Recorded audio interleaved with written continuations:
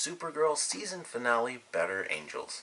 This episode actually surprised me because it wasn't like the big action episode like I was expecting it to be for the finale. And of course, that's kind of how they played it up with the promos. Like, oh, it's Kara versus Alex, and then they had Jean going up against Indigo, and then the final battle where Kara has to go up against Nan as well.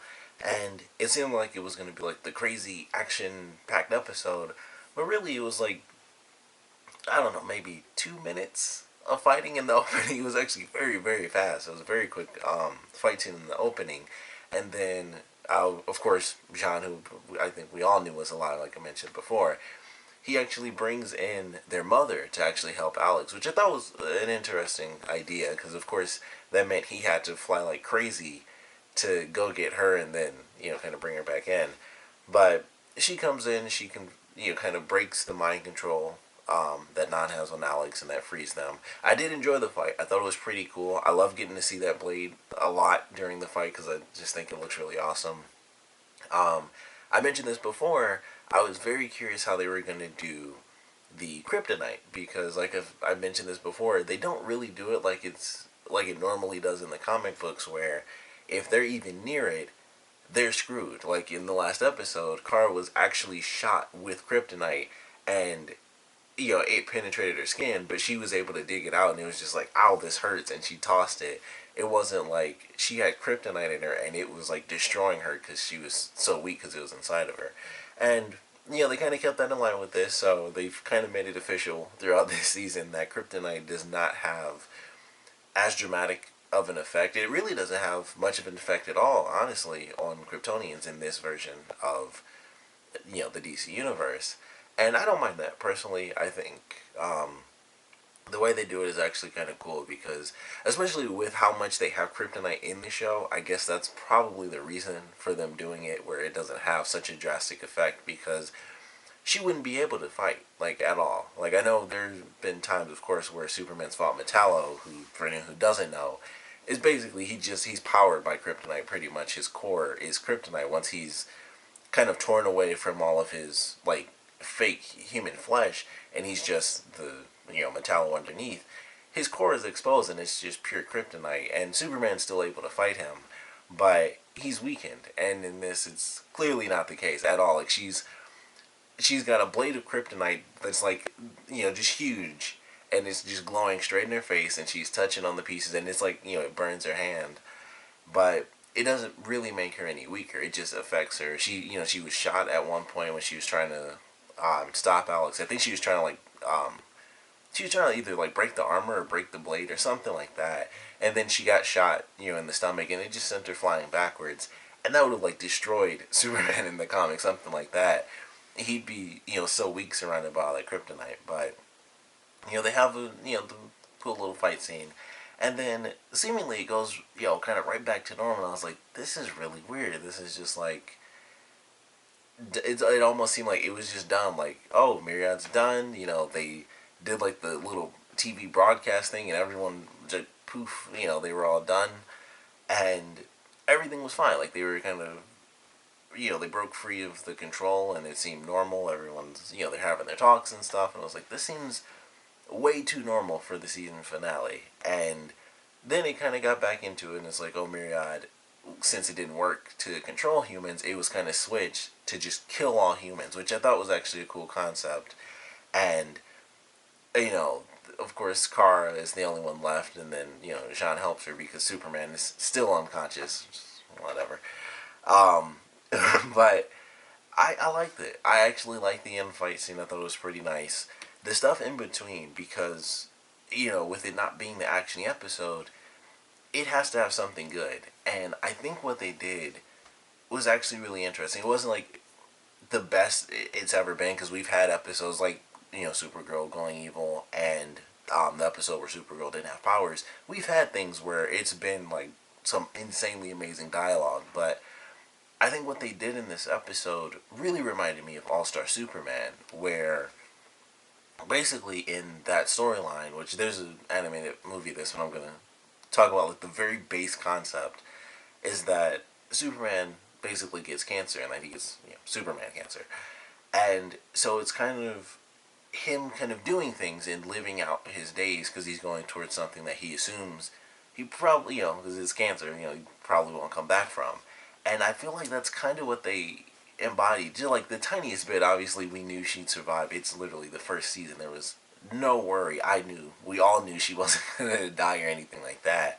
But she didn't know that. And I think that's kind of what they channeled. And although it was really talky, it was just that sort of episode. And mostly it was just saying thanks and I'm sorry. And, it was really just sad stuff. I still think that's kind of what it embodied, and I actually enjoyed that. And maybe it's because it reminded me of All Star Superman. That's why I enjoyed it more than maybe some other people might, because it really was like mini action scene, seemingly back to normal, and then, um, sort of the resurgence, I guess, and transformation of the whole Myriad plan. But I liked it. I thought it was actually still pretty good. I shouldn't say pretty good. Like it was fine. It didn't like blow me away or anything like that. But because it did remind me of All Star Superman, where it was, this character who is insanely powerful. We have Jean, who is still fairly weak as well. So even with them together, it was like we are probably gonna do this. But even at the end, because of course the whole episode she thought she was doing it on her own. But even with Jean there, it was kind of like we'll probably be able to do it because it's it's both of us. But even then, they weren't 100% sure. So I actually really enjoyed the way they played it, where it wasn't just it's Supergirl. She is the Girl of Steel, but still not 100% sure. There's just something she cannot do, and I like that. I like that idea. Her once again really facing her own mortality, which we don't really get too often with the Kryptonian characters in the DC universe. And you have Superman, who can punch like mass. He just stuff in the comic books, the things he's done. Like he's punched like the timeline, really weird stuff. So when you have characters like that, that's always the big thing. Is like mortality isn't really their deal. It just doesn't show up. So you have to have other stuff. And when there are moments, for Superman, it would most likely be Doomsday.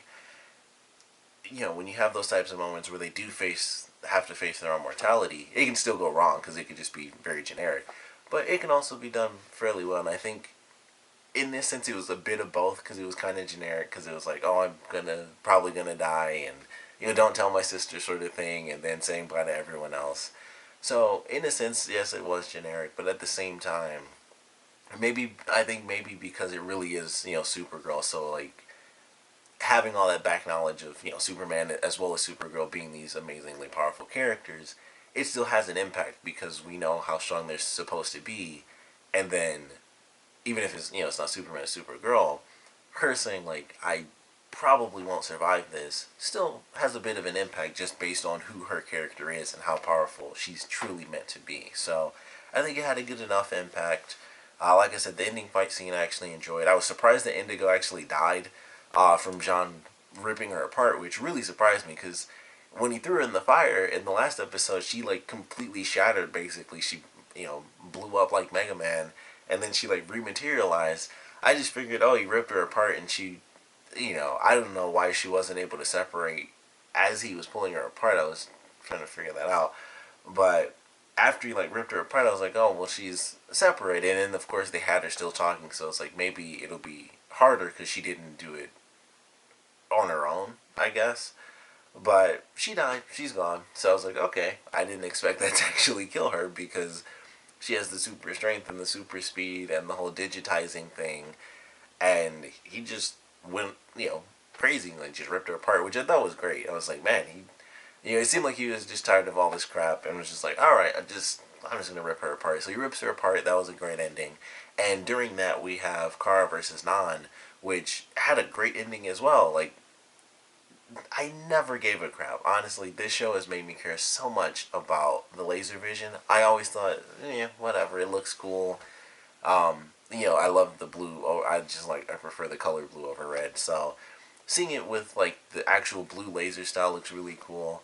And, like, when Kara did it the first time and she did it, like, crazy overpowered mode to destroy Red Tornado, that was really amazing. And then this time they have kind of the back and forth thing where it's like you can see basically whose beam is, getting further and stuff. It was very Dragon Ball Z like to me because just the beams like going back and forth. But I love that. Like, it just looks cool to me, even though it's probably the simplest thing they could have. Probably looks really weird without CG because they're just standing there making faces. But it just looks really good to me. I was like, man, it looks really cool. It's very simple. Just they're shooting lasers. The lasers meet in the middle, and they, kind of have a little tug of war sort of going. And I just like that idea. It looked really cool. And I'm assuming, based on the way they did it, Kara killed Nan because, the lasers, flew back into his eyes. And when they first showed it, I thought it was just like black spaces. Like, she really shot through his head and killed him. But then it was like, no, he just has like black smoke around his eyes. So I was like, I don't think he's dead. But then the way they did it, like, he never blinked and it was like he just died like with his eyes open. So I'm assuming he's dead, which really surprised me because I've seen that before as well, where people have been, at least other Kryptonians, are like hit in the eyes, and it does blind them because they've been hit with something equal in power to what they can, put out. So it actually has an effect on them. But he looked like he flat out died from that. So I'm guessing he's gone unless they, come back in the next season. It's like, no, he actually just passed out. But considering they didn't have a scene where it's like, oh, here's Nan in prison, he died from that, which really, once again, that surprised me. I was like, I didn't think that would have killed him, but it looked cool, and I would have preferred it, honestly, if it was just, like, black holes in his head, like she just flat out killed him, but that maybe would have been too far, I guess, for ratings, I don't know, but I like that ending scene. That was also fairly fast, but I certainly appreciated that more. We got to see, two different sets of people fighting, so that was fun, and then they skipped like a lot of times, like, and this is something that it always happens where they do, like, once again, sort of cliche, they do like the inspirational talk or the emotional speech at the end, like when Kara is basically in full on sacrificial mode, and they have this timer throughout the episode, like it's gonna happen in this much time, and then when Kara and John leave, I think it's like an hour. They have like an hour left or something. So it cuts to commercial, and when it comes back, it's like, oh, they have like 15 minutes, and I was like, how did it take them that long to get out there? And I guess it's because they mentioned like, oh, they're in Nevada, which also very surprising. They finally talk about the fact that all the people are at Fort Ross, which is where they were hiding. I kind of thought they knew that. I thought they knew that the people were at Fort Ross and they didn't know where Fort Ross was because it's like, well, they all came down from, within Fort Ross. I honestly thought they knew that from the beginning of the season. I thought they didn't attack them because they would be attacking the stronghold of like 30 supervillains at one time, and no matter what they did, they couldn't possibly take them on. That's why I thought they never did that. And then they mentioned in this episode, it's like, oh, you quarantined it and stuff like that and called it a nuclear test site, which makes it the perfect place to hide. And I was like, I thought they knew that that's where they were, because, like, especially in the beginning of the series, they talk about, like, oh, Fort Ross crashed here, and I just assumed they didn't go near it because that's where all the supervillains were basically living at that time in the early on in the series. And when they mentioned it, I was like, that's really weird because I thought they knew that the whole time. So apparently they had no idea that all the villains were actually at Fort Ross, and that kind of doesn't make sense because that seems like one of the simplest things you could possibly test. Like, where are they hiding? Maybe the ship they crashed in. It seems crazy, but when you quarantine something off to the general public, that means no one's going to go around because it's a fake, nuclear test site. That leaves it wide open, especially when you don't have security. I thought you'd think they'd have something there, even if they aren't using it. They'd have people, like, surrounding the ship or something like that, and it was just like, nope, quarantined it off, fake nuclear test site, and poof, that's where they're hiding. So that didn't make really any sense to me. I was like, how is that not something that was basically the first idea they had? Like, what if they're at the ship? We should probably check that out. Like, and that kind of annoyed me when they mentioned that. And plus, like I said, I thought the whole season, they, we're always talking about Fort Ross and stuff. I just assumed they knew. And like I said, attack the stronghold, because even with Kara, and they've, had some of their fights where, like when Maxwell Lord really, like, first came into play when they, like, were trying to steal the stuff, they had that fight scene and a bunch of people, a bunch of humans got beat up, but they kind of stood their own. It's like, of course, you amplify that, you just lose a bunch of people. And that's what I always thought until they said that. Like, they really didn't know that that's where they were the whole series.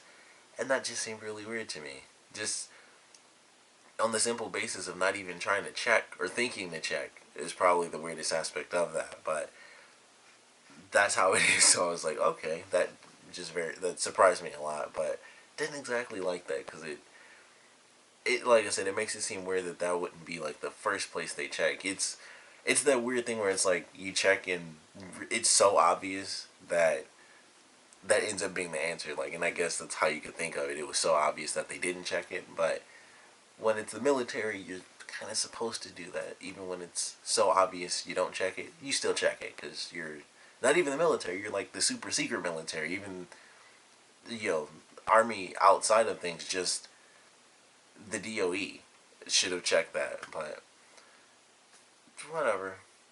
I don't know. I don't know. Or is it DOE? I swear I always forget the name. It's DEO, I think, yeah. Anyway, enjoyed the finale. I thought it was pretty fun. Fight scenes were cool. Really weird ending. It wasn't that it was weird. What was weird was them having like the nice dinner and stuff, and seeing Jean there, not in just a full black outfit, was really weird. I was like, he's in a different color shirt and he's smiling. I was like, this is weird for me. I don't know why. That really stood out. And then they have like this happy ending and stuff, and I was really happy that it didn't end that way because I was like, I hope it doesn't end like this where it's just everything worked and we get like no real cliffhanger as to what's coming up. I was gonna be upset. And then this big explosion. I was like, great, we'll get to at least a bit of a clue as to what's coming in the next season. They instantly take off Jean and Car, which I thought was really cool. I don't know if that's kind of establishing the fact that Kara won't be by herself anymore, which I would love, even though it's Supergirl. Who doesn't want more superheroes fighting at the same time? So if it's always Kara and Jean going, or a lot more than this season, of course, I'd be totally fine with that. And it seems like that's kind of what they're doing. Jean isn't going to be the head of the DEO or DOE, whatever, anymore. Everyone's kind of at the same level, so he doesn't exactly have to be there as much, which I think is really just story-wise, it's an easy way to do that. Like, oh, we're all at the same level now, instead of me getting my job back and like pushing Lucy out. We'll all have kind of the same level and no more secret stuff like that. And so it would allow him to go out and actually fight more. He's been fully pardoned because of him actually helping Supergirl and stuff, which another scene that annoyed me. Just people doing stupid stuff like Alex in the last episode needing to go into the city. Lucy's dad being like, you're still under arrest and everything. It's like, that just doesn't make any sense. Like, arrest him later or something. I don't know, but that was an annoying little moment. But we have this ending where another ship comes in and we don't know who it is. We don't know who it is or what it is. Maybe they have the blue glow come off of it. I don't know if that actually means anything, but I'm assuming it does. But I'm looking forward to it. I'm a little mad that we didn't get to see it. It gave me like instant flashbacks of the Walking Dead finale. People who've watched that know I say that. And it's like, oh, here's this thing. Who knows what it is? But it's like Kara's ship. I would have to assume it wasn't in the Phantom Zone because there would have to be something else to kind of push it out. Like Indigo mentioned that the only reason either of the ships escaped is because Indigo kind of hacked Kara's ship to get them out, and then she kind of tethered Fort Ross to her ship. So unless that happened all over again, this ship is like from somewhere else. It might be from like a totally different planet, and it doesn't necessarily have to be a kid on the inside. It could be a full-grown adult. It's hard to tell who it could be. So I'm definitely curious about it because it's just like their ship. So it's a Kryptonian ship. Doesn't mean there's a Kryptonian on it, but who knows? I can't. When it first happened, I was like, what if it was Power Girl? That would be really crazy. But that's a whole, another Earth sort of deal. But I'm excited for it. That's an interesting little ending. Ship comes down, identical. I don't think they're going to do any weird sort of time traveling type stuff in this. They already got Flash for that, really. So that will be getting any weird. Somehow there's another young version of Kara or anything like that. But it should be something. It'll be interesting to see, where they take things, and maybe they haven't decided. Once again, kind of Walking Dead flashback. Maybe they haven't really decided what they want, and that's why we didn't get to see it. It's just a Kryptonian ship that's identical to Kara's, but it's from somewhere. We still don't know where. Obviously not Krypton, unless they do something really crazy where Krypton is reformed somehow. I'd love to see them work that storyline out. That would be a bit crazy because obviously they'd have to go straight to Krypton if that happened. But I'm looking forward to it. I did enjoy the finale. I thought it was good enough. Like I said, the action, the little bit that we got was cool, and sort of the emotions that it invoked within me, at least, as far as connecting to All Star Superman, I thought worked. I could see people who don't know the All Star Superman story not having that cool little connection. Like, it's kind of sad because it was really kind of generic, and I don't say this enough or ever, and really happy I got to meet you, stuff like that. So it was kind of generic, but at the same time, it's still this amazingly powerful character that said it, so it still has an impact, even though the dialogue is kind of generic. The situation as a whole is fairly unique, so I enjoyed that. Didn't really like the scene where Kara got saved when she went into space, because that seemed like it came out of nowhere, and Alex knew how to fly the ship.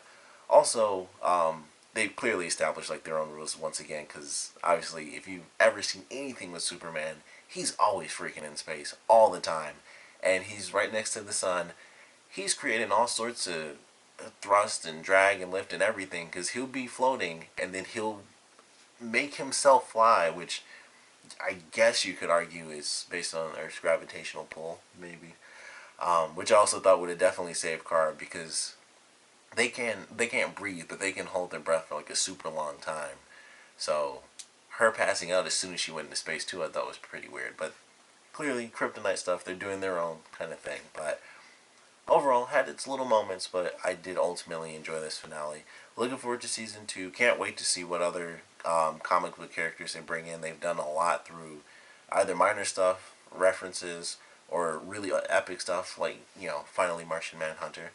So looking forward to seeing what they do. We have another version of Red Tornado who may not come in the next season, but Maxwell Lord still has the arm. So we might get to see the good version of Red Tornado soon. But I definitely want to know what you guys thought about this finale. So please comment below. Let me know your favorite parts, your least favorite parts. And of course, I want to know, what you guys want to see for season 2. Are you going to watch season 2? What references did you really love about this season? We had Lobo at one point, probably my favorite reference that wasn't just like, here's the actual character. But definitely want to know what you guys thought about this first season, what you expect for season 2, what's in the pod, what's in the pod. But that's pretty much it. What you guys thought about the finale, what you want to see in season 3, and what's in this new pod. Who is it? Where did it really come from? Is it time-based? Where? So I definitely want to know what you guys thought, so please comment below, let me know. And thanks for watching.